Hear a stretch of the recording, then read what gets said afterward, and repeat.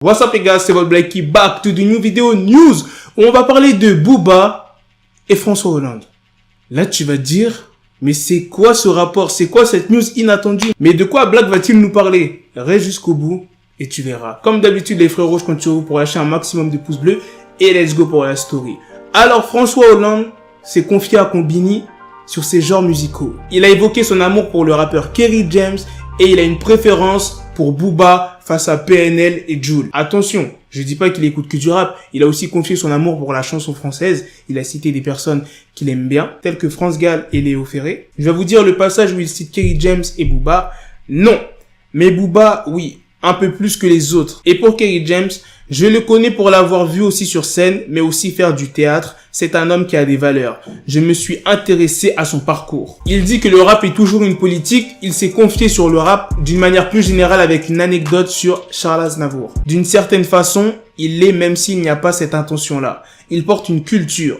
Il s'agit d'une culture d'affirmation. Parfois de provocation aussi. Il ne doit pas rester simplement au niveau musical.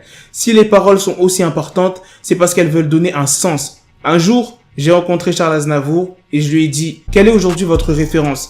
Il m'a dit « Moi j'écoute des chansons de rap. Elles ont du contenu. Il y a des paroles au-delà des rythmes. » J'étais très impressionné que ce vieux monsieur puisse avoir encore cette curiosité et qu'il ait compris que le rap était l'avenir de la chanson française. Vous avez entendu ce qu'il a dit, François Hollande, Charles Aznavour. Le rap est l'avenir de la chanson française. Est-ce qu'on aurait pu dire ça 20 ans avant? Dans les années 2010, 2000. Jamais. Le rap, c'était quelque chose de très mal vu à l'ancienne. Et regardez maintenant. Des anciens présidents qui écoutent du rap. Ça se trouve même quand il était président, il écoutait Booba, Kerry James, voire d'autres artistes. Il connaît Jul, PNL. Politicien. À l'ancienne, jamais t'aurais entendu ça. Je suis choqué de l'ampleur que ça prend. Maintenant, tu peux voir des émissions de rap partout à la télé. Même sur des chaînes qui sont même pas spécialisées dans le rap, c'est ça le pire. Où ils parlent d'actualité, de politique, et maintenant il y a des émissions de rap dedans. J'ai trouvé ce sujet très intéressant, c'est pour ça que j'en fais une vidéo, parce que ça me choque. Mais d'un côté, je suis content. Ça fait plaisir que ton genre musical prenne de l'ampleur petit à petit chaque année. Que ce soit aux States, France, Italie, partout, Europe, dans le monde.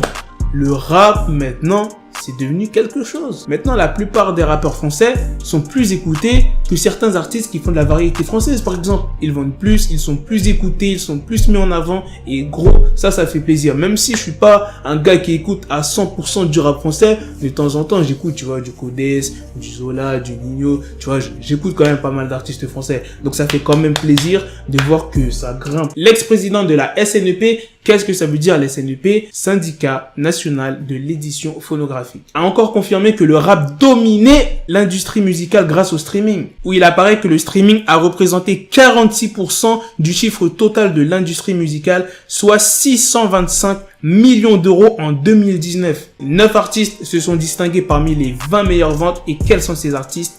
PNL, Nino, Aya Nakamura, Soprano ou encore Nekfeu. Deuxième news, bon, c'est une petite news, c'est sur Lil Uzi Vert qui a annoncé lors d'un live Insta qu'il allait balancer son album mais vraiment tant attendu. Et c'est un truc de ouf, les gens ils sont déterminés pour l'album de Lil Uzi Vert, comme quoi qu'il sortirait dans 2 semaines. Eternal Take. Est-ce qu'il va vraiment le sortir cette fois-ci? Parce qu'il y a plusieurs fois qu'il a annoncé qu'il allait sortir son album, il l'a jamais sorti.